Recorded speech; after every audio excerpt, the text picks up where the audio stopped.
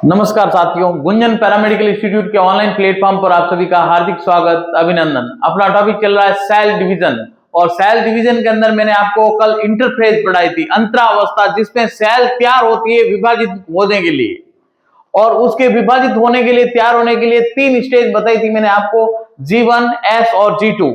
इस चैनल को ज्यादा से ज्यादा शेयर करें, सब्सक्राइब करें, लाइक करें।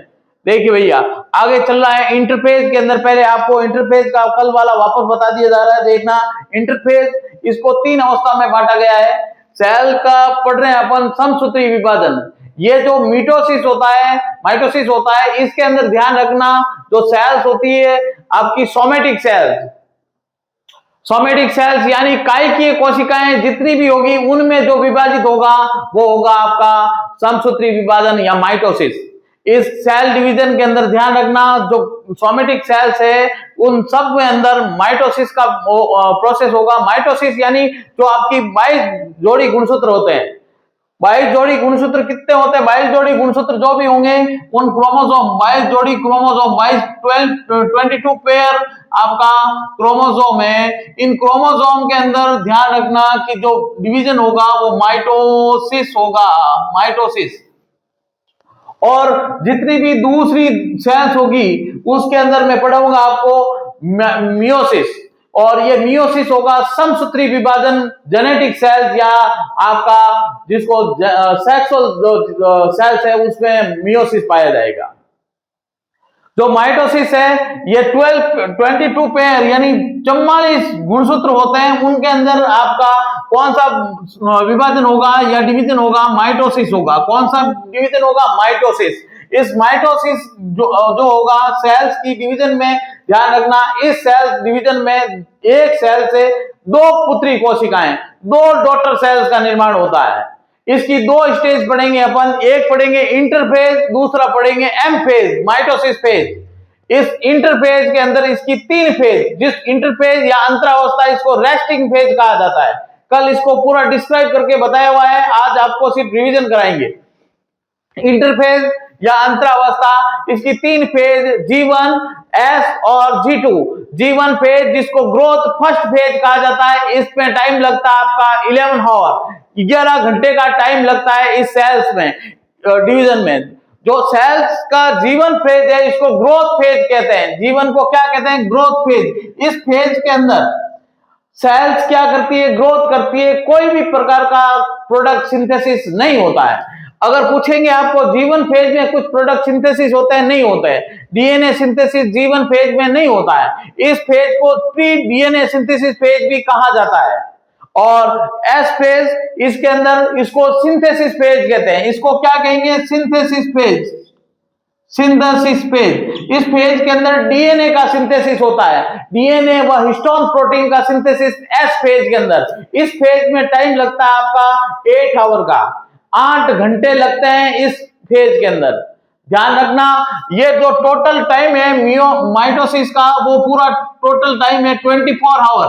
उस 24 आवर में 23 आवर आपका इंटरफेज, इसको अंतरावस्था कहते हैं, इसमें कंप्लीट होता है। तो ये सबसे बिगेस्ट स्टेज होती है इंटरफेज, सबसे बिगेस्ट स्टेज यानी सबसे ज्यादा टाइम लेने वाली अवस्था होती है इंटरफेज। इंटरफेज के अंदर देखते हैं इसकी 3 फेज, G1, S और G2। एस फेज में सिंथेसिस फेज कहते हैं। इसके अंदर सिंथेसिस होता है डीएनए व हिस्टोन प्रोटीन का। और आपकी आगे वाली फेज आती है G2 फेज। इस फेज को कहते हैं ग्रोथ सेकंड फेज। और इसमें ध्यान रखना, ये जो फेज होती है DNA post DNA synthesis phase होती है। अगर पूछेंगे आपको इंटरफेज, इस अंतरावस्था के अंदर ध्यान रखना कि ये जो रेस्टिंग फेज होती है 23 आवर का टाइम होता है। अगर पूछे G2 फेज में कितना टाइम होता है, तो ध्यान रखना इसमें 4 आवर का टाइम लगता है। ध्यान रखना, 11 और 8 और 4, ये टोटल कितने हुए आपके? तो ये टोटल होते हैं आपके 23 आवर। इस ये बुक के अंदर अलग अलग बुक में अलग अलग लिखा हुआ है, 11 से 12 लिखा हुआ होगा, कहीं पे भी 10 लिखा हुआ होता है। तो ध्यान रखें कि कंफर्म इनका 11 और उत्तर है, ये लगभग आते हैं इसके अंदर। और आपका सिंथेसिस फेज होती है, 8 आवर का टाइम लगता है, इसमें डीएनए व प्रोटीन सिंथेसिस होता है। और G2 फेज इसके अंदर आपकी जो पोस्ट डीएनए सिंथेसिस फेज कहते हैं, एंजाइम का सिंथेसिस ग्रोथ तो सेकंड फेज में होता है। G1 फेज में किसी भी प्रकार के प्रोडक्ट का सिंथेसिस नहीं होता है।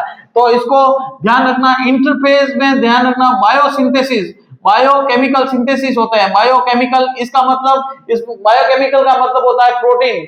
बायो केमिकल अगर पूछ ले आपको तो इसमें आपके प्रोटीन, कार्बोहाइड्रेट और प्रोटीन, स्टार्च प्रोटीन, ये सब सिंथेसिस इस इंटरफेज में होते हैं। ये पूरा टाइम लगता है आपका 23 आवर का। आज की क्लास में पढ़ेंगे अपन आपका सेल का mitotic phase, mitosis phase. Mitosis phase, इस माइटोसिस फेज को अपन दो भागों में बांट के पढ़ेंगे। एक होगा कैरियोकाइनेसिस और दूसरा होगा साइटोकाइनेसिस। कैरियोकाइनेसिस को बोलते हैं केंद्रक का विभाजन और साइटोकाइनेसिस को बोलते हैं आपका कोशिका द्रव्य या आपका साइटोप्लाज्म का डिवीजन। कैरियोकाइनेसिस न्यूक्लियस के अंदर डिवीजन होगा। डिवीजन किस में होगा? न्यूक्लियस में। और साइटोकाइनेसिस साइटोप्लाज्म के अंदर डिवीजन होगा। अब ध्यान रखना, कैरियोकाइनेसिस केंद्रक का विभाजन और दूसरा साइटोकाइनेसिस कोशिका द्रव्य विभाजन। ये किस में पढ़ रहे हैं? माइटोसिस फेज के अंदर पढ़ रहे हैं। माइटोसिस फेज का टाइम होता है 1 आवर। कितना होता है भैया? 1 आवर का टाइम होता है आपका। अगर पूछेंगे आपको कि ये तो मैंने आपको क्रोमोसोम बताए हैं, जो 22 पेयर जो क्रोमोसोम है उनके अंदर माइटोसिस होता है, यानी जो कायकीय गुणसूत्र या इसको बोलते हैं कायकीय कोशिका, या आपका बोलेंगे इसको सोमेटिक सेल। सोमेटिक सेल्स में डिवीजन कैसा होगा? माइटोसिस होगा। सोमेटिक सेल्स में कैसा डिवीजन? Mitosis division. और माइटोसिस में ध्यान रखना, ये जो दूसरी पोर्शन चला रहे हैं अपन, जिसमें आपकी एम फेज चल रही है, उसमें सबसे पहले पढ़ रहे हैं अपन कैरियोकाइनेसिस या न्यूक्लियस का डिवीजन। और न्यूक्लियस का डिवीजन अपन 4 फेज में पढ़ेंगे। पहली फेज होगी प्रोफेज, दूसरी होगी मेटाफेज, तीसरी एनाफेज और चौथी होगी आपकी टीलोफेज। ये चारों फेज आपके अंदर टाइम, एक इसका पूरा टाइम कितना होगा? 1 आवर का। देखो 23 आवर इसमें हो गए। अब आपका 1 आवर जो टाइम लगता है वो इसमें लगेगा। किसमें? आपके माइटोसिस फेज में। इस माइटोसिस फेज में कैरियोकाइनेसिस न्यूक्लियस का डिवीजन हो रहा है, तो इसमें अपन पहली फेज पढ़ रहे हैं आपकी प्रोफेज फर्स्ट। अब आपका ध्यान रखना, प्रोफेज ये जो होगी, इसके अंदर प्रोफेज स्टेज होगी। अपन अगली क्लास में पढ़ेंगे मियोसिस, उसमें पढ़ाया जाएगा आपका कि ये डबल वार डिवीजन पढ़ेंगे। ये जो सेल्स होती है मियोसिस में डबल वार डिवीजन होगी, इसलिए अभी आपको ध्यान रखना सिर्फ ओनली माइटोसिस पे। ये नीचे डायग्राम दे रखे हैं, उस डायग्राम के अंदर में आपको कैसे कैसे विभाजित होगी सेल्स, कैसे डिवीजन होगा, वेरी इंपॉर्टेंट चैप्टर है, ध्यान रखना। आपको इसमें कंप्यूटेशन क्लास में पूछेंगे क्वेश्चन कि गुणसूत्र या क्रोमोसोम VJLU आकार के किस स्टेज में दिखेंगे, तब आपको उत्तर देना एनाफेज स्टेज में। अभी और समझाने के पश्चात बताते हैं आपको। देखिए सबसे पहले आती है आपकी फेज, जिसको फेज को बोलते हैं prophase stage. Prophase phase in this is the first stage in mitosis. Mitosis की सबसे पहली स्टेज कौन सी है भैया? प्रोफेज। और prophase during this is time of the chromosome are condensed का मतलब होता है संघनन हो जाता है, संगलित हो जाते हैं, गुट बन जाता है। किसका? क्रोमोसोम, गुणसूत्रों का। कंडेंस्ड एंड विजिबल, दिखने लग जाते हैं आपके क्रोमोसोम। प्रोफेज स्टेज के अंदर ध्यान रखना, क्रोमोसोम कंडेंस्ड और आपके संघनन हो जाता है क्रोमोसोम का संघनन किस स्टेज में होता है? तो उत्तर देना आपको प्रोफेज स्टेज, प्रोफेज के अंदर। फिर उसके पश्चात आता है आपका nuclear membrane break down and spindle apparatus form the opposite poles. ध्यान रखना, जिसको बोलते हैं आपका स्पेंडिकल फाइबर निर्माण करेंगे। कौन करेंगे? तो ये आपको बता चुका हूं, क्रोमोसोम करेंगे। क्रोमोसोम का फंक्शन होता है कि ये स्पेंडिकल फाइबर का निर्माण करे और ये एक दूसरे के पोल पे आपके क्या करेंगे? स्पेंडिकल फाइबर का निर्माण करेंगे। पहली स्टेज में the nuclear membrane break down. ध्यान रखना, केंद्रक के बाहर केंद्रक न्यूक्लियर मेम्ब्रेन होती है, ये क्या होगी, डिसअपेयर होनी शुरू हो जाती है, लुप्त होनी शुरू हो जाती है। किस स्टेज में? प्रोफेज स्टेज में। प्रोफेज स्टेज में क्या होगा, ये न्यूक्लियर मेम्ब्रेन है, ये दिखनी बंद हो जाएगी। और क्या होगा, break down and the spindle apparatus form the opposite pole. ये आपके अपोजिट पोल पे जाकर क्या हो जाएंगे, स्पेंडिकल फाइबर, जो ये पोल है, इन पोल के ऊपर जाके ये हो जाते हैं। ये देखिए यहाँ पे शो हो रहा है डायग्राम के अंदर, देखना, ये जो है इसको बोलते हैं स्पेंडिकल फाइबर का निर्माण कौन करेंगे, क्रोमोसोम करेंगे, नहीं सॉरी सेंट्रोसोम करेंगे। सेंट्रोसोम जो आपको बता चुका हूं कि नर्व सेल्स के अंदर सेंट्रोसोम अब्सेंट होते हैं, इस वजह से कभी भी नर्व सेल्स में डिवीजन नहीं होता है। नर्व सेल कभी भी विभाजित नहीं होती है क्योंकि उसमें सेंट्रोसोम अब्सेंट होता है। ये पूरा प्रोसेस नर्व सेल्स में नहीं चलता है। तो एक बार नर्व सेल डैमेज हो जाती है तो जिंदगी में कभी भी ठीक नहीं होती है। ये बार बार बोल रहा हूं, दिमाग में ध्यान रखना, बार बार क्वेश्चन बोल रहा हूं कि नर्व सेल्स में सेंट्रोसोम अब्सेंट होते हैं। और आपके किसमें, और किसमें, जिसको तारकाई कहते हैं हिंदी में, तारकाई। ये तारकाई आपके एक नर्व सेल्स में और एक आपके आरबीसी में, रेड ब्लड सेल्स, लाल रुधिर कणिकाएं, इनके अंदर अब्सेंट होता है आपका सेंट्रोसोम या तारकाई। ध्यान रखना। इसके पश्चात देखना, spindle fibre form the opposite pole. Opposite pole के ऊपर स्पेंडिकल फाइबर बनेंगे, यहाँ पे और यहाँ पे क्या बनेंगे, स्पेंडिकल फाइबर। ये डायग्राम के साथ समझोगे तब समझ में आएगा। ये जो न्यूक्लियर मेम्ब्रेन है वो क्या होगी, डिसअपेयर होगी। आपको सीधा क्वेश्चन पूछेंगे, अगर आप कंपटीशन की क्वेश्चन की तैयारी कर रहे हो, कोई भी कॉम्पिटेटिव, आप ये इंग्लिश में लिखे हैं, आपको हिंदी में पढ़ते हो, तो आपको बता दिया जा रहा है कि भी क्रोमोसोम और ये आपके दिखने शुरू हो जाते हैं और संघनन हो जाता है। इनका क्या हो जाता है, संघनन, कंडेंस्ड। कंडेंस्ड का मतलब संघनित हो जाते हैं, एक जगह एकत्रित हो जाते हैं, गुच्छ बना लेता है, उसको बोलते हैं संघनन। और ये संघनित होकर क्या बनेंगे, ये डिसअपेयर होगी। किस, क्या, कौन सी membrane, cell nuclear membrane. Nuclear membrane disappear यानी दिखनी बंद हो जाती है, लुप्त होने शुरू हो जाती है। किस स्टेज में, प्रोफेज स्टेज में। क्लियर है, प्रोफेज स्टेज। इसके पश्चात चलते हैं अपन मेटाफेज। मेटाफेज, इस मेटाफेज के अंदर देखना, ये दूसरी फेज है जिसको मेटाफेज क्या कहा जाता है। और थिक कोलॉइड क्रोमोसोम थिक हो जाएंगे, यानी आपके मोटे होने शुरू हो जाएंगे आपके कौन से chromosome, and are the line up, यानी एक लाइन के ऊपर। देखो ये डायग्राम शो हो रहा है ना, टेक्निकल टीम देखना, ये जो आपके क्रोमोसोम होते हैं वो एक लाइन के रूप में व्यवस्थित हो जाते हैं। देखिए thick colloid chromosome are line up, एक लाइन के ऊपर व्यवस्थित हो जाएंगे। Line up in the centre of the cell, on the cell, cell के सेंटर में, केंद्र में एकत्रित होते हैं। किस स्टेज में, मेटाफेज स्टेज में केंद्र पर एकत्रित हो जाते हैं आपके क्रोमोसोम। और मेटाफेज प्लेट के ऊपर व्यवस्थित spindle fibre are attach on the chromosome. ये स्पेंडिकल फाइबर जो, ये देखो आपको मैंने क्या बोला, सेंट्रोसोम। सेंट्रोसोम क्या करता है, स्पेंडिकल फाइबर का निर्माण करता है। ये स्पेंडिकल फाइबर, ये स्पेंडिकल फाइबर, ये स्पेंडिकल फाइबर, ये स्पेंडिकल फाइबर किससे अटैच हो रहे हैं, क्रोमोसोम से। देखिए भैया, मेटाफेज के अंदर आपके ध्रुवों के ऊपर व्यवस्थित होते हैं आपके सेंट्रोसोम। सेंट्रोसोम, इनसे निकलते हैं स्पेंडिकल फाइबर, और ये स्पेंडिकल फाइबर कहां अटैच होंगे, ये अटैच होंगे आपके किसके ऊपर, क्रोमोसोम के ऊपर। ये आपको स्टेज एक भूल गया था बताना, तो देखना इसमें आपको वहां पे अगर शो नहीं होगा तो मैं आपको वहां आके दिखा दूंगा। देखना यहाँ पे अगर शो नहीं हो रहा तो देखना, प्रोफेज, मेटाफेज। मेटाफेज में देखना, ये जो क्रोमोसोम होते हैं वो क्या करते हैं, आपके केंद्र में एकत्रित हो रहे हैं, सेंटर में एकत्रित हो रहे हैं। देखना मेटाफेज में, मेटाफेज इसमें आपके किस पे एकत्रित हो रहे हैं, केंद्र में, सेंटर में एकत्रित हो रहे हैं। और इनके ऊपर स्पेंडिकल फाइबर बना रहा है, कौन बना रहा है, सेंट्रोसोम बना रहा है। कौन बना रहा है, सेंट्रोसोम बना रहा है। देखना भैया, यहाँ इधर देखिए, सेंट्रोसोम बना रहे हैं आपके स्पेंडिकल फाइबर। और ये क्रोमोसोम कहां पे एकत्रित हो गए हैं, सेंटर में। किस स्टेज में, मेटाफेज स्टेज के अंदर। मेटाफेज स्टेज में जो आपके क्रोमोसोम है वो कहां पे, सेंटर में एकत्रित हो जाते हैं। और इनके इनसे क्या अटैच होती है? स्पेंडिकल फाइबर, जो किससे निकल रहे हैं? किससे निकल रहे हैं? आपके सेंट्रोसोम से। सेंट्रोसोम का फंक्शन क्या है बता चुका हूं आपको, सेल साइकिल, सेल के अंदर बताया था। जो सेंट्रोसोम होता है इसका काम होता है कि स्पेंडिकल फाइबर बनाए, हिंदी में बोलते हैं इनको तरकु तंतु।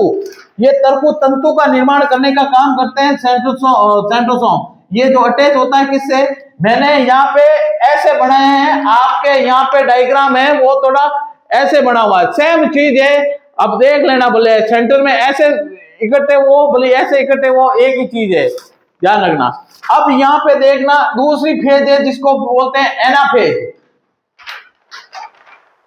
देखो भैया, ये मेटाफेज और प्रोफेज, वापस एक बार बता देता हूं। देखिए, ये प्रोफेज होती है, फर्स्ट स्टेज होती है। इसमें जो क्रोमोसोम होते हैं या जो संघनित हो जाते हैं, और आपके जो न्यूक्लियर मेम्ब्रेन है, न्यूक्लियर मेम्ब्रेन जिसको बोलते हैं केंद्रक झिल्ली, केंद्रक झिल्ली डिसअपेयर होनी शुरू हो जाती है, यानी लुप्त होनी शुरू हो जाती है। किस स्टेज में? प्रोफेज स्टेज में। क्लियर है? इसके पश्चात आता है मेटाफेज। मेटाफेज क्लियर होगी, आप बता दी मैंने कि भाई इसमें क्या होते हैं, जो क्रोमोसोम होते हैं सेंटर में आ जाते हैं। क्रोमोसोम किस में आ जाएंगे? सेंटर में आ जाएंगे। सेंट्रोसोम क्या करेगा? स्पेंडिकल फाइबर निकालेगा, जो किससे अटैच होंगे? क्रोमोसोम से अटैच होंगे। क्लियर है? मेटाफेज। और इसके पश्चात चलते हैं अपन आगे, एनाफेज।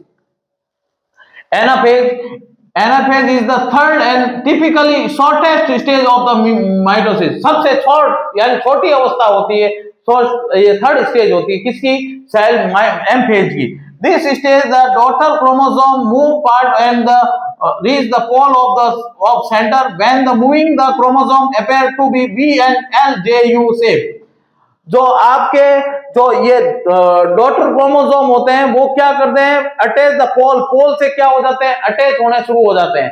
और ध्यान रखना, ये वेरी वेरी इंपॉर्टेंट क्वेश्चन है कि किस स्टेज में जो क्रोमोसोम है उनकी आकार, size B J L U आकार के दिखने शुरू हो जाते हैं, तो उस स्टेज का नाम होगा एनाफेज। किस स्टेज का नाम क्या होगा? एनाफेज।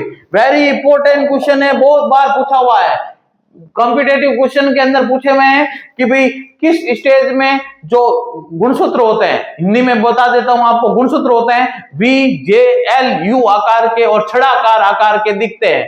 तो ध्यान रखना, आपकी एनाफेज स्टेज होती है जिसमें गुणसूत्र इस प्रकार के दिखाई देने शुरू होते हैं। फिर देखना, ये शॉर्टेज स्टेज होती है। This stage chromosome are a part of the pole centred when moving the chromosome appear to be V। जब ये मूव होंगे तब ये किस प्रकार के दिखेंगे? तो ये आपके V L U आकार के दिखेंगे। किस फेज में? तो आपकी फेज होगी एनाफेज। क्लियर है स्टूडेंट्स? अगर आप इस टॉपिक को समझोगे नहीं तो ये चीजें समझ में नहीं आएगी। ये आप सोच रहे हो प्रोफेज, मेटाफेज, एनाफेज याद हो जाएंगे, ऐसे याद नहीं होंगे जब तक ये समझोगे नहीं डायग्राम से। देखना, ये न्यूक्लियर मेम्ब्रेन डिसरिपेयर हो रही है तो किस स्टेज में हो रही है? प्रोफेज में हो रही है। क्रोमोसोम सेंटर में कब आ जाते हैं? मेटाफेज में आ जाते हैं। स्पेंडिकल फाइबर किस में कब जुड़ते हैं? इसमें जुड़ते हैं। फिर तीसरी स्टेज में क्या होगा कि गुणसूत्र ध्रुवों के ऊपर चलने जाने शुरू हो जाते हैं और किस प्रकार के दिखने शुरू हो जाते हैं? वी जे एल यू आकार के दिखने शुरू हो जाते हैं। फिर टेलोफेज, ये लास्ट फेज है, देखना भैया telophase. In this phase the cell body thin middle thread like structure, जो थ्रेड लाइक स्ट्रक्चर होती है, यानी थ्रेड लाइक स्ट्रक्चर यानी क्रोमोसोम बनने शुरू हो जाते हैं वापस किसमें? डॉटर सेल्स के अंदर। जो दूसरी विभाजित सेल होगी उसके अंदर क्रोमोसोम है, वो आप थ्रेड लाइक स्ट्रक्चर दिखेगी तो उसको बोलते हैं क्रोमोसोम। ये chromosome and the membrane and nucleus reform and the cell division.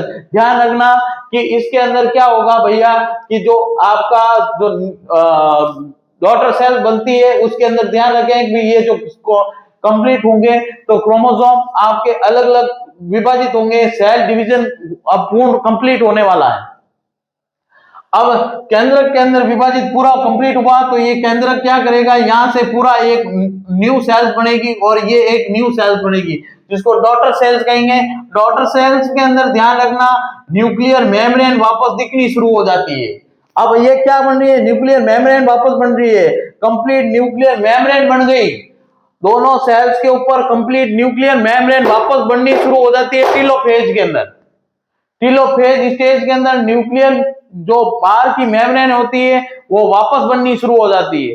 कहां पे लुप्त होनी शुरू हुई? प्रोफेज में। बननी कहां शुरू हुई? टीलोफेज में। टीलोफेज में देखना, in this phase the cell body thin in the middle, thread like structure disappear. Thread like structure थी, डिसअपेयर होने लगी, and the membrane and nucleus reform. वापस क्या बननी हुई? न्यूक्लियर और न्यूक्लियर मेम्ब्रेन वापस बनने शुरू हो जाता है। केंद्रक झिल्ली जिसको बोलते हैं न्यूक्लियर मेम्ब्रेन, जो बननी वापस शुरू हो जाती है किस फेज में? टीलोफेज में। और ये जो डिवीजन हुआ, इस डिवीजन को क्या कहते हैं अपन? कैरियोकाइनेसिस या केंद्रक विभाजन। ये पूरा कंप्लीट होता है आपका 3-4 स्टेज में, प्रोफेज, मेटाफेज, एनाफेज, टीलोफेज। ये डायग्राम रखोगे याद तो याद होंगे, नहीं तो याद नहीं होंगे ये चीजें। फिर आते हैं आपकी साइटोकाइनेसिस। साइटोकाइनेसिस दो प्रकार का होगा, बाय सेल प्लेट के द्वारा और बाय क्लेवेज के द्वारा। ये सेल प्लेट कैसे होगा? तो देखना, जो ये प्लांट सेल होती है, उस प्लांट सेल्स में क्या होगा आपकी, ये सेल्स है जो सेल प्लेट के द्वारा अलग होती है, जबकि अपने एनिमल सेल्स में ये होगा क्लेवेज द्वारा, खांच विकसित होगी। ये सेल है, इस सेल के पास खांच विकसित होगी, इस खांच के द्वारा ये क्या होंगे? अलग होगी सेल पूरी, और न्यू सेल्स का निर्माण होगा। उन सेल्स को बोलते हैं डॉटर सेल, और ये डिवीजन होता है, इस डिवीजन को कहते हैं माइटोसिस। और ये कंप्लीट होता है माइटोसिस। कंप्लीट होने के पश्चात अगला चलेगा मियोसिस। फिर उसके पश्चात माइटोसिस के फंक्शन क्या होंगे, का यूज क्या होता है, वही माइटोसिस होता है, तो फिर क्या फंक्शन होता है माइटोसिस का। तो बने रहे गुंजन पैरामेडिकल इंस्टीट्यूट के ऑनलाइन प्लेटफॉर्म पर, और कल की क्लास में पढ़ेंगे मियोसिस। धन्यवाद।